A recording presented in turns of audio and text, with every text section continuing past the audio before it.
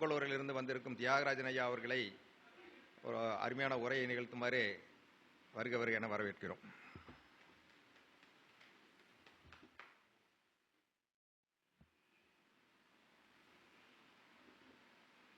லட்சுமி பிரசன்ன ஜோதிடம் நடத்தும் ஜோதிட ஆய்வு கருத்தரங்கிற்கு தலைமையேற்று நடத்தும் ஐயா வணக்கம். மற்றும் புலிப்பாணி ஐயா திரு ஈஸ்வரமூர்த்தி அவர்களுக்கும், பொறியாளர் கன்னியப்பன் அவர்களுக்கும், ஐயா திரு ராதாகிருஷ்ணன் அவர்களுக்கும் வணக்கம். ஜோதிட திரு தனகோடி ஐயா அவர்களுக்கும், சண்முகம் ஐயா சரஸ்வதி ஜோதிட நிலையம் ஐயா ஜோதிட திரு மகாலிங்கம் ஐயா அவர்களுக்கும் மற்றும் இங்கே வந்துள்ள அனைத்து ஜோதிட ஆசான்களுக்கும் என்னுடைய வணக்கத்தை தெரிவித்துக் கொள்கிறேன். இன்று நான் பேச வந்து இது நான் முதல் டைம் இங்கே பேசிட்டு இருக்கேன். இன்றைக்கி நான் பேசுகிற தலைப்பு தொன்மையான ஜோதிட விதிகள். நம்ம அஸ்ட்ராலஜர்ஸ் நான் ஒரு 6-7 வருஷமாக தான் அஸ்ட்ராலஜி பண்ணிகிட்ருக்கிறேன். அதுக்கு முன்னாடி டீச்சராக இருந்தேன் நான். ஸோ அதனால் இந்த இதெல்லாம் கலந்துக்கூடாது அப்படிங்கிற ரூல்ஸ் இருக்கிறனால அது பண்ணலை நான். மற்றபடி எல்லாம் ஓரளவு பார்த்துட்டு இருந்தோம். இப்போ என்னுடைய கருத்து, அதாவது ஜோதிட விதிகள் முதல் நம்ம என்னை பொறுத்த வரைக்கும் நம்ம ரூல்ஸ் அண்ட் ரெகுலேஷன் முதல் தெரிஞ்சுக்கணும். அஸ்ட்ராலஜர்ஸ் அது தெரியாமல் இருக்கக்கூடாது. இப்போ நிறைய ரூல்ஸ் எல்லாம் மாறி போச்சு. இருந்தாலும் பழமையான ஜோதிட விதிகள் நம்ம தெரிஞ்சு வச்சுக்க நல்லதுன்னு நினைக்கிறேன். அப்பப்போ யூஸ் பண்ணலாம். இது பார்த்தீங்கன்னா இந்த ரூல்ஸ் எல்லாம் நாங்கள் என்னுடைய ஏரியாவில் இருக்கும்போது என்ன பண்ணியிருக்கேன், ஜனங்களுக்கு நான் யூஸ் பண்ணியிருக்கிறேன். அதெல்லாம் ஒரு கிளிக் ஆகிருக்குங்க. என்னை பொறுத்த ஏற்கனவே நான் போய் பேசியிருக்கிறேன். கிளிக் ஆனது மட்டும்தான் நான் பேசுவேன். கிளிக் ஆகாதுன்னு பொதுவாக நான் பேசுறது கிடையாது. அதே சமயத்தில் ரூல்ஸ் அண்ட் ரெகுலேஷன் பார்த்தீங்கன்னா இது எல்லாமே மேக்ஸிமம் தெரிஞ்சாதான் கொஞ்சம் மாறி இருக்கும். இருந்தாலும் நம்ம ரீகால் பண்ணி தெரியாதுங்க யாருமே கிடையாது. நம்ம ஜோதிட அன்பர்கள் இருக்கிறோம், நமக்கு தெரியாது. ரூல்ஸ் தெரியாமல் நம்ம ஜோதிடம் நம்ம பார்க்க முடியாது. பார்த்தீங்கன்னா டோட்டலாக 12 லக்னம் இருக்குது, 2 ராசி இருக்குது, 9 கிரகம், அதாவது 7+2 நம்ம வச்சுருக்கிறோம். அந்த காலத்தில் என்னென்னா அஸ்ட்ராலஜியில் 2 குரூப் இருந்தது, 2 அணி இருந்தது. குரு அணி ஒன்று, சுக்கிர அணி ஒன்று, 2 அணி இருந்ததுங்க. குரு அணின்னு பார்த்தீங்கன்னா குரு, செவ்வாய், சூரியன், சந்திரன், கேது, இது குரு அணி. சுக்கிர அணி அப்படின்னு பார்த்தீங்கன்னா சுக்கிரன், புதன், சனி, ராகு. அப்புறம் யோக இதெல்லாம் ரூல்ஸ், ஏன்ஷியன்ட் ரூல்ஸ் கொஞ்சம் மாறி இருக்கும், மற்றபடி எல்லாமே அதுதான். யோக தசைன்னு பார்த்தீங்கன்னா 1, 5, 9, அதாவது லக்னாதிபதி தசை, 5ஆம் அதிபதி தசை, 9ஆம் அதிபதி தசை நடக்கும்போது நமக்கு நல்ல ஒரு பலன்களாக நமக்கு கிடைக்கும். தீய பலன்களை என்னென்னு சொன்னோம்னா 6, 8, 12 6, 8, 12 தசைகள் நடக்கும்போது நமக்கு கெடுதி தான் நடக்கும். இதில் ஒரு மெயின் பாயிண்ட் என்னன்னு கேட்டிங்கன்னா, குரு அணியில் உள்ள ராசிகளுடைய திசை நடக்கும்போது சுக்கிரனுடைய ராசிகள் இருக்கு இல்லைங்களா, அதனுடைய கிரகத்துடைய புத்தி நடக்கும்போது நமக்கு கெடுபலன்கள் வரும். குரு அணியில் இருக்கிறது பார்த்திங்கன்னா நல்லது தான். இருந்தாலும் இந்த சுக்கிர அணியில் இருக்கிற ராசியுடைய புத்தி நடந்ததுன்னு சொன்னாக்க என்ன ஆகுன்னு கேட்டிங்கன்னா கெடுபலன்கள் நடக்கும். அதே சமயத்தில் சுக்கிர அணியில் இருக்கக்கூடிய கிரகனுடைய தசை நடக்கும்போது பார்த்திங்கன்னா குரு அணியில் இருக்கிற புத்தி, குரு அணியுடைய கிரகனுடைய தசாபுதி நடந்ததுன்னு சொன்னோம்னா நமக்கு கெடுபலன்கள் வரும். பொதுவாக பார்த்திங்கன்னா 1ஆம் அதிபதி தசை, 5ஆம் அதிபதி தசை, 9ஆம் அதிபதி தசை நடக்கும்போது பார்த்திங்கன்னா என்ன ஆகும் அப்படின்னு சொன்னோம்னா நல்ல பலன்கள் தான் கொடுக்கும், நல்ல பலன்கள் தான் கிடைக்கும். இருந்தாலும் அந்த சமயத்தில் ராகு கேது இருந்ததுன்னு வச்சுங்க. அதே சமயத்தில் சூரியன் அஸ்தங்கம் ஆனாலும் 8ஆம் அதிபதி கூட இருந்தாலும் என்ன சொன்னீங்கன்னா சரியானபடி நமக்கு பலன்கள் கிடைக்காது. 1, 5, 9 ஓகே. இருந்தாலும் கூட இருக்கும்போது என்னன்னு கேட்டிங்கன்னா கூட இந்த பாவ கிரகம் இருக்கும்போது நல்ல பலன்கள் கிடைக்காது. சரி, இப்போது 6, 8, 12 திசை நடக்குது. 6, 8, 12 திசை நடக்கும்போது ஒரு சில சமயத்தில் நல்ல யோகங்கள் நடக்கும். பொதுவாக 6, 8, 12 வரும்போது பார்த்திங்கன்னா சரியாக பலன்கள் நமக்கு கிடைக்காது. இருந்தாலும் ஒரு சில சமயத்தில் நடக்கும். அது எப்படி நடக்கும் அப்படின்னு சொன்னோம்னா, இந்த 1, 5, 9 கிரகம் இருக்குங்களா, அந்த கிரகம் இந்த கெடுபலன்கள் கொடுக்கக்கூடிய கிரகத்தோடு சேரும்போது நமக்கு நல்ல பலன்கள் கிடைக்கும். பொதுவாக அந்த காலத்தில் லக்னம்னா என்னன்னு சொல்கிறேன், அதை நான் சொல்கிறேன். ஜாதகரை பற்றி நம்ம தெரிஞ்சுக்கலாம். 2ஆம் இடம்னு தான் தாய் மாமா சொல்கிறாங்க. தாய் மாமா, பெரியம்மா சொல்கிறாங்க. அந்த காலத்தில் 3ஆம் இடத்துல என்ன சொல்கிறாங்கன்னா முதல் தம்பி, அப்புறம் தங்கை, மாமனாரை பற்றி சொல்கிறாங்க 3ஆம் இடம். 4ஆம் இடம் என்ன சொல்ல அம்மாவை பற்றி சொல்கிறாங்க. 5ஆம் இடம் பார்த்தீங்கன்னா முதல் குழந்தை, சகோதரி கணவர், சகோதரனுடைய மனைவி, இவங்களை பற்றிலாம் 5ஆம் இடத்துல சொல்கிறாங்க. 6ஆம் இடம் யாரை சொல்கிறாங்கன்னா, இப்போ நம்ம வேறு மாதிரி சொல்லிட்டு இருக்கிறோம், மனைவி பற்றி சொல்கிறாங்க. தாய் வழி தாத்தா அவங்கள பற்றி சொல்கிறாங்க. தாயுடைய தம்பி தங்கையை பற்றி சொல்கிறாங்க. 7ஆம் இடத்தை பற்றி என்ன சொல்கிறாங்க அப்படின்னா, காலத்தில் அது ஓகே, மனைவி பற்றி சொல்கிறாங்க, கணவரை பற்றி சொல்கிறாங்க. தாய் வழி பாட்டி, 2வது குழந்தை, 3வது தம்பி, தந்தை வழி பெரியப்பா, இவங்கள பற்றிலாம் வந்து 7ஆம் இடத்தை சொல்கிறாங்க. சரி, அப்புறம் 8ஆம் இடம் என்ன சொல்கிறாங்கன்னு பார்த்தா, தாய் வழி முப்பாட்டன், தாய் வழி பெரியப்பா, தாயுடைய அக்கா வீட்டுக்காரரு, தாய் மாமா மனைவி, இவங்களெல்லாம் வந்து அந்த காலத்துலலாம் வந்து 8ஆம் இடத்துல சொல்லிட்டு இருந்தாங்க. 9ஆம் இடம் நம்ம சொல்கிறோம், நம்ம அப்பா பற்றி சொல்கிறோம், பேரன் பேத்தியை பற்றி நம்ம 9ஆம் இடத்துல நம்ம தெரிஞ்சுக்கலாம். 3வது குழந்தை இருக்குதாங்கிறது 9ஆம் இடத்தை பார்த்து தெரிஞ்சுக்கலாம். தங்கையோட, அதாவது நம்ம தங்கச்சியுடைய வீட்டுக்காரரு, தம்பியுடைய வைஃப், இவங்களை பற்றிலாம் வந்து 9ஆம் இடத்துல நம்ம தெரிஞ்சுக்க முடியும். 10ஆம் இடம் பார்த்தீங்கன்னா மாமியார், நம்ம யாரை சொல்லிட்டு இருக்கிறோம், அப்போது அந்த காலத்தில் என்ன பண்ணாங்க, மாமியார் அப்படின்னு சொல்லிட்டு இருந்தாங்க. 11ஆம் இடம் வந்து மூத்த சகோதரர், அண்ணன். 12ஆம் இடம் வந்து என்னன்னு கேட்டிங்கன்னா தாய் வழி பாட்டி, தந்தை வழி பாட்டி, இவங்களெல்லாம் வந்து 12ஆம் இடம் சொல்லிட்டு இருந்தாங்க. சரி, இப்போது ஆட்சி, உச்சம், வக்ரம், நீச்சம், இதெல்லாம் நமக்கு நமக்கு பலன் கிடைக்கும் அப்படின்னு சொல்லி பார்த்தோம்னா, ஒரு கிரகம் உச்சமாயிட்டா 2 மடங்கு பலன் கிடைக்கும். கிரகம் ஆட்சி ஆனாக்க 1.25 மடங்கு பலன் கிடைக்கும். மூலத்திரிகோணம் 1, 5, 9 ஆட்சி உச்சமாக இருந்ததுன்னா 1.5 மடங்கு பலன் கிடைக்கும். நீச்சமானாக்க ஒன்றுமே இல்லைன்னு கிடையாது, ஒரு அரை மடங்காவது நமக்கு வந்து பலன் கிடைக்கும். சுத்தமாக வாஷ் அவுட் கிடையாது, கொஞ்சம் நமக்கு கிடைக்கும். ஒரு கிரகம் வக்ரம் ஆயிடுச்சு அப்படின்னு சொன்னாங்க 2 மடங்கு பலன் கிடைக்கும்.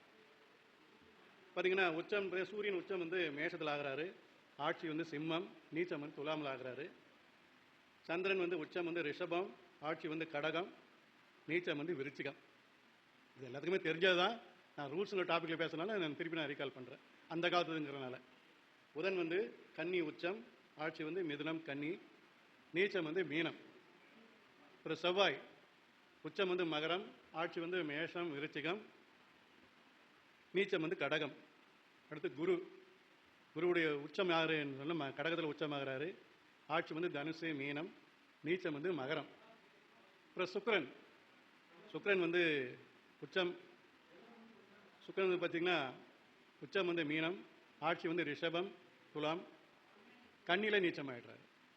அடுத்து சனி வந்து துலாமில் உச்சம், ஆட்சி வந்து மகரம் கும்பம், நீச்சம் எதுன்னு கேட்டிங்கன்னா மேஷத்தில் நீச்சமாகிறார். சரி, இது ஓகே. அதுக்கடுத்து ஒரு ஜாதகத்தை எடுத்து பார்க்கும்போது, இப்போ செவ்வாய் நல்லா ஸ்ட்ராங்காக இருந்ததுன்னு வச்சுங்க, அவங்க நிறைய தோட்டமெல்லாம் வாங்குவாங்க, நிறைய சைட்டில் வாங்கி போடுவாங்க, நல்ல பர்சனாலிட்டியாக நல்லா இருப்பார், ரொம்ப ஸ்பீடாக நடப்பார். அதே சமயம் ஸ்பீட்னா செயல்களில் ஸ்பீடு, நல்ல ரத்த சம்மந்தப்பட்ட தொழில்கள், யூனிஃபார்ம் ஜாப்ஸ் அதை செய்வார். சுக்கிரன் வந்து ஸ்ட்ராங்காக இருக்கான்னு வச்சுங்க, சுக்கிரன் ஸ்ட்ராங்காக நிறைய வீடுங்களாக வாங்குவாங்க, வீடுகள் நல்லா அழகாக இருக்கணும்னு நினைப்பாங்க, ஆடம்பரமாக இருக்கணும்னு நினைப்பாங்க, நல்ல அழகான வீடுகள்லாம் கட்டுவாங்க, நிறைய வாகனங்கள்லாம் வாங்குவாங்க, புது வாகனங்களாக வாங்குவாங்க, நல்லா அழகாக இருக்கணும்னு சொல்லுவாங்க, நீட்டாக இருக்கணும்னு சொல்லி விரும்புவாங்க, வீடெல்லாம் வந்து நல்ல ஒரு வித்தியாசமாக கட்டுவாங்க. அதே சமயம் அவங்களுக்கு கொஞ்சம் காமம் கொஞ்சம் அதிகமாக இருக்கும். அதுக்கடுத்து புதன் ஒருத்தருக்கு ஸ்ட்ராங்காக இருந்தால் என்ன பண்ணுவார்னா, நல்ல படிப்பு வரும், நல்ல அறிவாற்றல் இருக்கும், டெக்னிக் மைண்ட் இருக்கும். எதுவுமே ஒரு பொருள் வந்து சும்மா ஒரு மூலையில் இருக்கக்கூடாது, இது டக்குனு அதை பண்ணலாமா இதை பண்ணலாமா, இதை வந்து ஓட்ட வைக்கலாம். ஒரு பழைய வண்டி இருந்தது, அதை ரிப்பேர் பண்ணி நம்ம என்ன பண்ணால் வண்டி ஓட்டலாம், சும்மா எங்கள் வீட்டில் வச்சுருக்கணும் அப்படின்னு சொல்லி நினைப்பாங்க. சரி, அதுக்கடுத்து சந்திரன் ஒருத்தருக்கு ஸ்ட்ராங்காக இருந்ததுன்னு வச்சுங்க, மனசு ரொம்ப ஸ்ட்ராங்காக இருக்கும், யாருக்கும் பயப்பட மாட்டாங்க, என்ன துணிச்சலாக இருப்பாங்க, நல்ல உடம்பு நல்லா இருக்கும், எல்லாத்துக்குமே ரொம்ப அன்பு செலுத்துவாங்க. மெயின் நல்லா பார்த்திங்கன்னா அம்மா மேலே ரொம்ப அன்பாக இருப்பாங்க. ஒரு விஷயம் என்னன்னு ரொம்ப ஸ்ட்ராங்காக இருந்தது அப்படின்னு சொன்னோம்னாக்க, தண்ணி கொஞ்சம் போக வர கொஞ்சம் ஜாக்கிரதையாக இருக்கணும். நம்ம வலிக்கு விடுறது, அடிப்படுறது அந்த மாதிரி இருக்கிறதுக்கு வாய்ப்பு இருக்குது, அது நம்ம ஜாக்கிரதையாக இருக்கும், நீர் சம்மந்தப்படுது. சரி, ஒருத்தர் வந்து சூரியன் வந்து ரொம்ப ஸ்ட்ராங்காக இருக்காருன்னு வச்சுக்கோங்க, என்ன ஆகும்னு சொல்லி ரொம்ப டாமினேட்டிங் பர்சன், அந்த வீட்டில் சின்ன ஆளாக தான் நம்ம அதிகாரம் பண்ணுறது, அது நாம் சொல்கிறத மற்றவங்க கேட்கணும் அப்படின்னு நினைக்கக்கூடிய கேரக்டர் தான் வந்து சூரியன் ஸ்ட்ராங்காக இருந்தால். அதே சமயத்தில் அப்பா சொல்கிறது சூரியன், அதே சமயம் கவர்மெண்ட் ஜாப் கிடைக்கிறதுல சூரியன் ஸ்ட்ராங்காக இருந்தால் கிடைக்கிறது வாய்ப்பு இருக்குது. குரு ஸ்ட்ராங்காக இருக்கான்னு வச்சுக்கோங்க, ஜாதகத்தை பார்த்து நமக்கு குரு ஸ்ட்ராங்கான்னு தெரிஞ்சு போச்சு, நம்ம எப்படி நம்ம பலன் சொல்லணும் அப்படின்னா நல்ல பணம் சேரும் அப்படின்னு நம்ம சொல்லலாம். குழந்தைங்க நல்ல 2 குழந்தைங்களுக்கு வாய்ப்பு இருக்குது. ஆன்மீகத்தில் ஒரு ஈடுபாடு இருக்குது, குரு ஸ்ட்ராங்காக இருந்தால் ஆன்மீகத்தில் கொஞ்சம் ஈடுபாடு இருக்குது. சனி ஒருத்தருக்கு ஸ்ட்ராங்காக இருக்குது, சனி ஸ்ட்ராங்காக இருந்தால் ஆயுஸ் கட்டி 80+ சொல்லலாம். அதுக்கு மேலே சொல்லலாம். அதுக்கு மேலே போனாலும் குழந்தை தானே, 90 போனாலும் குழந்தை தான். நம்ம வந்து நம்ம எதுவுமே நாம் செய்ய முடியாது, அடுத்தவங்க சொல்லிட்டு நம்ம பண்ண போகிறோம். கூட்டிகிட்டு போன ஒரு ஆள் வேணும், உட்கார வைக்கணும், சாப்பாடு கொடுக்கணும், இந்த மாதிரிலாம் இருக்கும். ஸோ 80+ நம்ம 80% ஓரளவு போக வர இருப்பாங்க. தொழில் நல்லா வரும் அவங்களுக்கு. சனி என்ன தொழில் செய்ய நல்லா பண்ணலாம். அதே சமயத்தில் அவங்க வந்து விவசாயம் பண்ணோம்னா நல்லா பண்ணலாம். பக்கத்து தோட்டத்துக்காரன் நெல் பண்ணுறான்னா ஒரு 20 மூட்டை இருந்தாலும் இவன் 40 மூட்டை எடுப்பான். இப்படியா நான் ஒரே மாதிரி தான் பண்ணேன் அப்படின்னா அது டெக்னிக் மேட். இந்த சனி ஸ்ட்ராங்காக இருந்ததுன்னு சொன்னோம்னா விவசாயம் அவங்க நல்லா செய்வாங்க. அதுக்கடுத்து ஒரு நியூஸ் சொல்கிறேன். கிரகங்களை இருக்குது அப்படின்னா அது உபகிரகங்கள் இருக்குது. அது பேரெல்லாம் நீங்கள் தெரிஞ்சு வச்சுக்கோங்க. நம்மலாம் தெரிஞ்சு இருப்போம், இருந்தாலும் நம்ம ரீகால் பண்ணுறோம். நம்மள அஸ்ட்ராலஜர்ஸ் எல்லாருக்கும் தெரிஞ்சதான் பேசலாம், தெரியாத ஒன்றுமே நான் பேசலை. அந்த விதிகள்னு பேச வந்திருக்கிறதுனால நான் எல்லாமே சொல்லிடுறேன். வேற ஒன்றும் கிடையாது. இப்போ சனிக்கு உபகிரகம்னு ஒன்று இருக்குது. குளிகன் அவர் தான் உபகிரகம். குருவுடைய உபகிரகம் இருக்குது, ஆனால் யமகண்டன். புதனுக்கு உபகிரகம் இருக்குது, அது அர்த்த பிரகாரணன். சூரியனுடைய உபகிரகம் இருக்குது, அது காலன். செவ்வாய்க்கு உபகிரகம் இருக்குது, அது வந்து தூமன், அது வால் நட்சத்திரம். ராகுவுக்கு உபகிரகம் இருக்குது, வியாதிபாதன்னு நம்ம சொல்கிறோம். நம்ம கேதுக்கு உபகிரகம் இருக்குது, இது தூமகேது. இப்போ சந்திரனுக்கு உபகிரகம் இருக்குது, பரிவேடம். சுக்கரனுக்கு உபகிரகம் இருக்குது, ஆதிர தனுசு, இந்த வானவில்னு சொல்கிறோம் இல்லைங்களா, அதுதான். சரி, இப்போ பொண்ணு பார்க்க வராங்க, ஜாதகம்லாம் கொண்டு வர்றாங்க. கொண்டு வந்தோடனே நான் சொல்கிறேன், மாப்பிள்ளை பொண்ணுக்காக விட்டுருக்கேன், மாப்பிள்ளை ஜாதகம் பார்க்குற பொண்ணு டைப்பு சரியில்லையே அப்படிங்கிற மாதிரி சொல்கிறோம். இல்லை மாப்பிள்ளை வீட்டுக்காரங்க வர்றாங்க, பொண்ணு ஜாதகம் கொடுவாங்க, இது ஒன்றும் டைப்பு ஒன்றும் சொல்லிக்கிற மாதிரி ஒன்றும் இல்லையே அப்படின்னு எப்படி சொல்லணும்னா, 7ஆம் அதிபதி கூட சனி செவ்வாய் ராகு கனெக்ஷன் இருந்ததுன்னு சொன்னால் பொண்ணு வந்து சொன்ன பேச்சு கேட்க மாட்டான். அவசத்துக்கு சார் செய்வா. கொஞ்சம் இவங்க அதுவும் கணவனாக இருந்தாக்கா மனைவி அப்படி இருந்தாலும் அட்ஜஸ்ட் பண்ணி போகணும். இல்லை கணவன் அப்படி இருக்கிறாலும் மனைவி கொஞ்சம் அட்ஜஸ்ட் பண்ணி போகணும். இல்லைன்னா போராட்டமே வாழ்க்கை. அந்த மாதிரி தான் இருக்கும். இது எதுன்னா 7ஆம் இடத்து அதிபதி கூட சனி செவ்வாய் ராகு சேர்ந்தால் ஒரு அண்டர்ஸ்டாண்டிங்கே இருக்காது. அண்டர்ஸ்டாண்டிங் இல்லாத வாழ்க்கை போயிட்டுருக்கோம். இழுவரி, நீ என்ன சொல்கிறது நான் என்ன கேட்குறது அப்படிங்கிற மாதிரி போயிட்டுருக்கோம். சரி, இப்போ வந்து எந்தெந்த தெய்வத்தோட அருள் நமக்கு கிடைக்கும் அப்படிங்கிறத பற்றி பார்த்தோம்னா, லக்னாத ராசிக்கு 9ஆம் இடத்துல குரு இருந்ததுன்னா உங்களுக்கு சிவனுடைய அருள் கிடைக்கும். லக்னத்துக்கு 9ஆம் இடத்துல குரு இருந்தால் உங்களுக்கு சிவனுடைய அருள் கிடைக்கும். 9ல் சுக்கிரன் இருக்கான்னு வச்சுங்க, லக்னத்துலேருந்து போங்க. 9ல் சுக்கிரன் இருந்ததுன்னு சொன்னால் மகாலட்சுமி அருள் கிடைக்கும் உங்களுக்கு. சூரியன் கூட புதன் இருக்கிறா, அது நிறைய பேருக்கு அந்த மாதிரி இருக்குது. அப்படி இருந்ததுன்னு சொன்னோம்னா விஷ்ணுடைய அருள் கிடைக்கும் உங்களுக்கு. 9ல் சனி இருக்குது, எந்த சாமியோட உங்களுக்கு அருள் கிடைக்கும்னு சொன்னோம்னாக்க ஐயப்பனுடைய அருள் உங்களுக்கு கிடைக்கும். நீங்கள் அதிகம் நீங்கள் கோயிலுக்கு போனாலும் சரி போனாலும் ஆட்டோமேட்டிக்காக உங்களுக்கு வந்து அருள் உங்களுக்கு வந்து போனீங்கன்னா ரொம்ப ரொம்ப நல்லது. சரி, 9ஆம் இடத்துல கேது இருக்காரு. 9ஆம் இடத்துல கேது இருந்தால் என்னங்கன்னா உங்களுக்கு விநாயகருடைய அருள் கிடைக்கும். எந்த வேலை நீங்கள் செஞ்சாலும் உங்களுக்கு ஆட்டோமேட்டிக்காக நீங்கள் போய் சாமிக்கு போய் விநாயகர் கோயிலுக்கு போய் கும்பிட்றீங்களோ இல்லையோ, ஒரு நல்ல காரியம் செஞ்சோம்னா நம்ம விநாயகர் கோயிலுக்கு போய் கும்பிட்டுட்டு நம்ம செய்வோம், அது மரபு. இவங்க என்ன பண்ணணும்னு சொன்னோம்னா, அந்த கேது இருக்கிறவங்க அதுக்கு விநாயகர் கோயிலுக்கே போக வேண்டியதில்லை. அவங்க ஆட்டோமேட்டிக்காக வந்து ஏற்கனவே அவருக்கு வந்து விநாயகருடைய அருள் வந்து அவருக்கு கண்டிப்பாக இருக்கிறதுனால நடக்கும். இருந்தாலும் போயிட்டு வந்து எக்ஸ்ட்ரா இன்னும் கொஞ்சம் சந்தோஷப்படுவாங்க, போனால் ரொம்ப சந்தோஷப்படுவாங்க. சரி, இப்போ 9ல் செவ்வாய் இருந்தால் உங்களுக்கு வந்து ஆட்டோமேட்டிக்காக முருகனுடைய அருள் கிடைக்கும். 9ல் செவ்வாய் இருந்தது தான். இப்போ 9ல் சந்திரன் இருந்தால் அப்படின்னாக்க பராசக்தி அவங்களுடைய அருள் உங்களுக்கு கிடைக்கும். 9ல் ராகு இருந்ததுன்னா துர்கையுடைய அருள் உங்களுக்கு கிடைக்கும். அதாவது ஒரு ஜாதகத்தில் பார்த்தீங்கன்னா லக்னாதிபதி கூட இருக்கிறவங்க அதே சமயத்தில் அவங்களுடைய குணங்கள் என்ன அப்படின்னு பார்க்கணும். அதை பார்த்து தான் நம்ம வந்து ஜாதகத்தையும் நம்ம முடிவு பண்ணுறோம். குரு இருக்காரு, குரு கூட ராகுக்கு பலன் போச்சுங்க. குரு சுபகிரகம் பார்த்தா பிரச்சனை கிடையாது. கூட ராகுகேதனை இருந்தோம்னா நம்ம சொல்லும்போது நம்ம எப்படி சொல்லுவோம், கொஞ்சம் மாற்றி தான் நம்ம சொல்ல வேண்டியிருக்கும். அதே சமயத்தில் நம்ம ஜாதகம் ஸ்ட்ராங்காக இருக்கணும்னா 1, 4, 7, 10 லக்னாதிபதி இருக்கணும். இல்லைன்னா அங்கே லக்னாதிபதிக்கு சப்போர்ட்டான கிரகங்கள் இருந்ததுன்னா ஜாதகம் ஸ்ட்ராங், எந்த பிரச்சனைகளையும் நம்ம சொல்லலாம். அதாவது எந்த கிரகமாக இருந்தாலும் என்னை பொறுத்த வரைக்கும் நான் பார்த்து நான் சொல்கிறேன், எந்த கிரகமாக இருந்தாலும் வந்து தனிச்சு இருக்கக்கூடாது. தனிச்சு ஒரு கிரகம் இருந்ததுன்னா முழு பலன் நமக்கு கூட ஏதாச்சும் ஒரு கிரகம் இருக்கணும். இருந்தால் தான் நம்ம வந்து நல்ல கிரகம் இருந்தால் நல்ல பலன் சொல்லலாம், கெட்ட கிரகமாக இருந்தால் நம்ம கெட்ட பலன் சொல்லலாம். அதாவது எதாக இருந்தாலும் அந்த இடத்துல இருக்கிறத விட அதாவது பார்வையில் தான் நமக்கு நிறைய பலன் கிடைக்கும். ஒரு ஜாதகம் இருக்குன்னா பார்வை, இப்போ குரு தனியாக இருந்தால் அதுக்கு ஒன்றும் பார்வை அதனால் ஒன்றும் பெனிஃபிட் கிடையாது. ஆனால் பார்வை 7ஆம் இடத்தையோ 5ஆம் இடத்தையோ 7ஆம் இடத்து 9ஆம் இடத்து அந்த பார்வை பார்க்கும்போது தான் என்னன்னு கேட்டிங்கன்னா நமக்கு வந்து பலன் நல்லா இருக்கும். அதாவது ஒரு ஜாதகத்தில் நல்ல ஜாதகம் இருக்கணும்னா லக்னம் இருக்குன்னு வச்சுங்க, அதில் 4ஆம் இடம், லக்னத்துக்கு 4ஆம் இடம் வந்து நல்ல கிரகம் இருக்கணும். அப்படி இருந்துன்னு சொன்னோம்னாக்க லக்னம் நல்லா இருக்குன்னு சொல்லலாம். இல்லை வக்கரம் ஆயிடுச்சுன்னா போச்சு, குணமே மாறிடும். குரு வக்கரமான குரு நல்லவர் நம்ம சொல்கிறோம். குரு வக்கரமான ஆட்டோமேட்டிக்காக தோசை திருப்பி போட்டு அப்படிங்க ஆட்டோமேட்டிக் கெட்டவனாக இருப்பார். ஸோ அந்த மாதிரி குணங்கள்லாம் கொஞ்ச நாளைக்கு மாறி போயிடும். அதாவது ஒரு ஜாதகத்தில் என்ன நம்ம எப்படி சொல்லணும்னா, நட்பு, இந்த ஆப்போசிட், வீக், இதை வச்சு தான் நம்ம வந்து என்ன பண்ணுறோம்னு சொன்னோம்னா, ஜாதகத்தில் நம்ம கடிச்சு வைத்தப்பா இது வீக்காக இருக்குது, ஸ்ட்ராங்காக தான் பரவாயில்ல, இது வந்து ரொம்ப நீச்சமாக இருக்குது, இல்லை ஃப்ரெண்டாக இருக்குது பரவாயில்ல அப்படிங்கிறது நம்ம வந்து ஜாதகத்தை பார்த்து தான் நம்ம வந்து சொல்கிறோம். அந்த காலத்தில் பார்த்தீங்கன்னா கைரேகலை இருந்தது, எங்கள் ஐயா பேசினாங்க, எண்கணிதம் இருந்தது, முகக்குறி, முகத்தை பார்த்தே சொல்கிறது, அது இந்த பிரச்சனை பார்த்துருந்தாங்க. மூச்சு ஜோஸ், மூச்சு விடுறத பற்றி அவங்க சொல்லிடுவாங்க. சாமுதிக லட்சணம், ஒரு ஆணையோ ஒரு பெண்ணையோ பார்த்தாக்க இவங்க இப்படி இருப்பான்னு சொல்கிறது அது. அப்புறம் வாஸ்து, இதெல்லாம் வச்சு தான் நம்ம என்ன பண்ணுவாங்கன்னா அவங்க வாழ்க்கை எப்படி இருக்கும், இதுதான் அந்த கதையில அதை போய் பார்த்துட்டு வீட்டெல்லாம் நம்ம பார்த்துட்டு இப்படி தான் இவங்க இருப்பாங்க, இவர் இப்படி தான் இருப்பார், இந்த மாதிரி வீடு கட்டிக்கிறாரு, இவர் இப்படிப்பட்ட கேரக்டர் இவர் தான் அப்படின்ட்டு அவங்க ஜாதகமே பார்க்க வேண்டாம். அந்த காலத்துல எல்லாம் இந்த வாஸ்து வீட்டை பார்த்தே அவங்க வந்து எல்லாம் சொல்லிடுவாங்க. அதாவது அதோடைய வாழ்க்கை பற்றி நம்ம தெரிஞ்சுக்கணும்னு சொன்னோம்னாக்க, நட்சத்திரம் என்ன நட்சத்திரம் பார்க்கணும், கிரகங்களுடைய நிலை பார்க்கணும், அப்புறம் இந்த பஞ்சாயத்தை பார்த்து நம்ம வந்து எப்படி என்ன இதுங்க நம்ம வந்து சொல்லிடலாம். அதே சமயத்தில் பலன் சொல்லணும்னு சொன்னோம்னா கிரகங்கள் எங்கெங்கே இருக்கிறாங்கன்னு பார்க்கணும். நல்ல கிரகத்தை நல்ல இடத்துல இருந்தோம்னா நம்ம நல்ல பலன் சொல்ல முடியும். தீய இடத்துல இருந்தது அப்படின்னு சொன்னோம்னா நம்ம சுமாராக தான் இருக்குது அப்படின்னு நம்ம தேங்காய் உடைக்கிற மாதிரி நம்ம எந்த விஷயம் ஓப்பனாக சொல்லக்கூடாது. கொஞ்சம் பட்டும் படம் கொஞ்சம் பார்த்து நடந்துங்க அப்படின்னு சொல்லுமே தவிர இதுதான் அவங்க ஆகாதப்பா வேஸ்ட் அப்படிலாம் நம்ம வந்து சொல்லக்கூடாது. அதான் நம்ம லக்னம் இருக்குது அப்படின்னு சொன்னோம்னா தீய கிரகங்கள் பாவ கிரகங்கள்லாம் சேர்ந்தது அப்படின்னு சொன்னோம்னா என்ன ஆகும்னா நம்ம வாழ்க்கையில் நிறைய ப்ராப்ளங்கள் நிறைய வரும். அதே சமயத்தில் நமக்கு வந்து வக்கரமான கிரகங்கள் இருந்தது நிறைய இருக்கக்கூடாது. ஏதோ ஒன்று இருக்கும் 2 3 இருந்துன்னு சொன்னோம்னா நம்மளுடைய லைஃப் ஸ்டைலே வந்தெல்லாம் மாறி போயிடும். அதே சமயம் அபிஜித் முகூர்த்தம் அந்த மாதிரி சமயத்துலலாம் வந்து நீங்கள் வந்து நல்ல காரியம் செய்யலாம். 6 to 7 ஒரு 10 மணிக்குள்ளே செய்யறது நல்லது. பை சான்ஸ் முடியல 11 மணிக்கு தான் இருக்குன்னா இந்த 11 காலேருந்து 12 கால் வரைக்கும் அந்த டைம் அபிஜித் முகூர்த்தம், அதுக்கு தோஷமே கிடையாதுங்க. அப்போ வந்து நம்ம நல்ல காரியம் இருந்தாலும் நம்ம செய்யலாம். அதாவது ஜாதகத்தில் நம்ம பார்த்தீங்க அப்படின்னு சொன்னோம்னா அந்த கிரகங்கள் சேர்ந்துருக்கிறத பொறுத்து தான் நம்ம வந்து நம்ம பலன்லாம் நம்ம சொல்ல முடியும். என்னை பொறுத்தவரை என்னுடைய கருத்து நான் சொல்கிறேன், விதி வந்து 40%.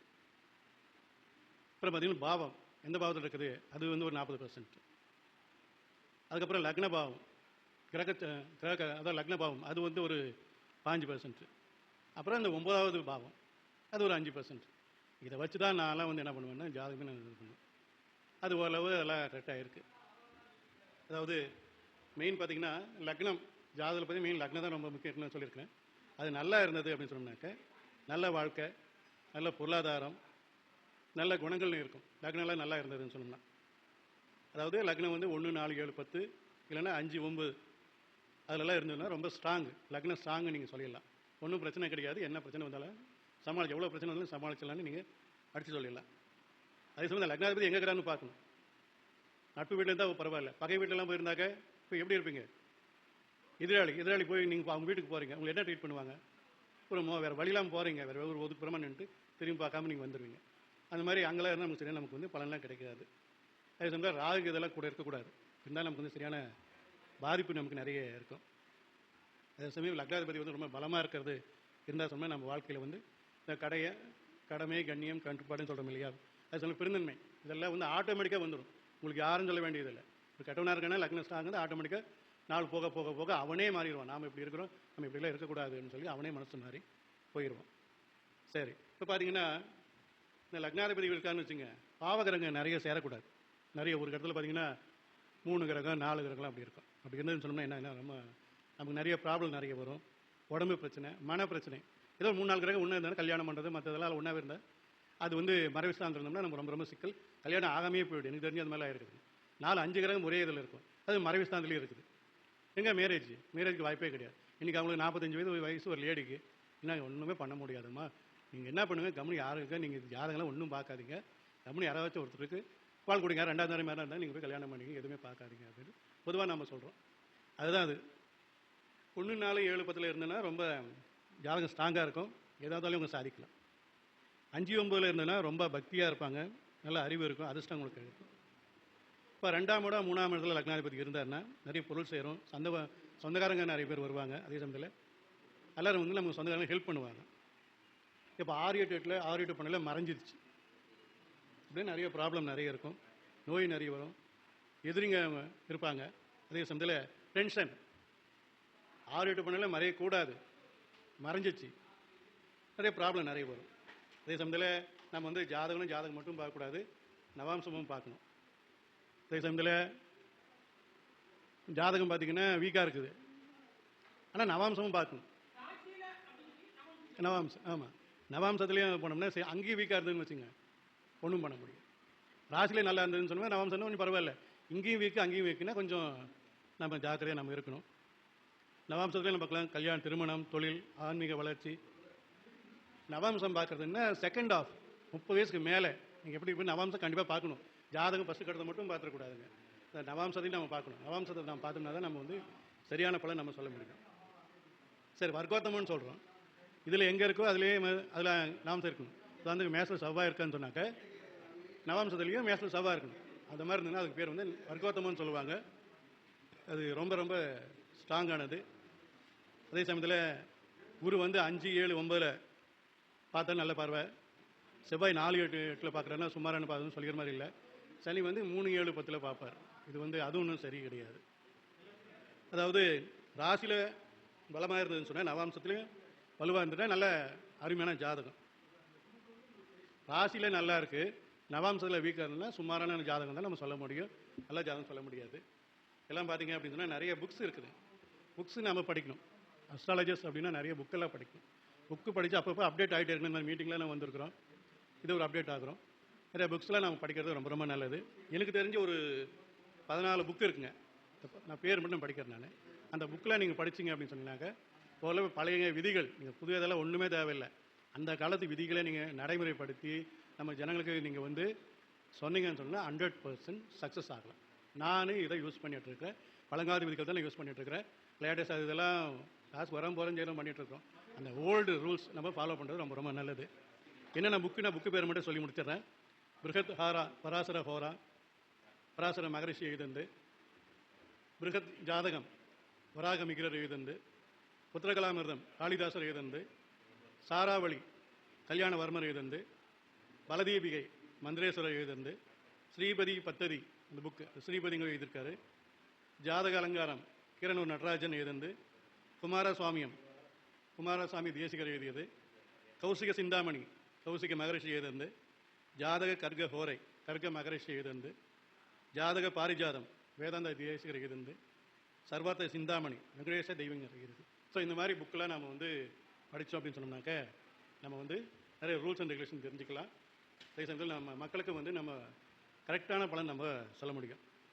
மேலே இந்த மேடையில் எனக்கு பேச வாய்ப்பளித்த என்றும் புலிப்பாணி சிவரமூர்த்தி ஐயா அவர்களுக்கும், லட்சுமி பிரசன்ன ஜோதிடம் நிறுவன திருமதி கவிதா லட்சுமி அவர்களுக்கும் இது நன்றியை தெரிவித்துக் கொள்கிறேன். நன்றி, வணக்கம். இதுவரை ஒரு அற்புதமான உரையை வழங்கிய தியாகராஜன் ஐயா அவர்களுக்கு நன்றி. ஐயா வந்து 0வில் ஆரம்பித்து 100ல் கொண்டு போய் நிறுத்திட்டாரு. அதாவது வந்து என்ன ஜோதிடத்தில் என்னென்ன விதிகள் இருக்கோ அத்தனை விதிகள் சொல்லி உபகரணங்கள் வரைக்கும் போயிட்டு வந்துட்டார். எல்லாத்தையும் தொட்டார். எதுவுமே பாய்க்கூடாத அளவுக்கு எல்லாத்தையும் தொட்டு பேசியிருக்காரு. ஐயாவுடைய ஸ்பீச் நல்லா இருந்தது, கேட்குறக்கு இனிமையாக இருந்தது. நல்ல கருத்துக்களை சொல்லியிருக்காரு. ஐயாவுக்கு நன்றி. ஐயா அவர்களுக்கு புலிப்பாணி ஐயா அவர்கள் பொன்னாடை போத்தி கௌரவிப்பார்.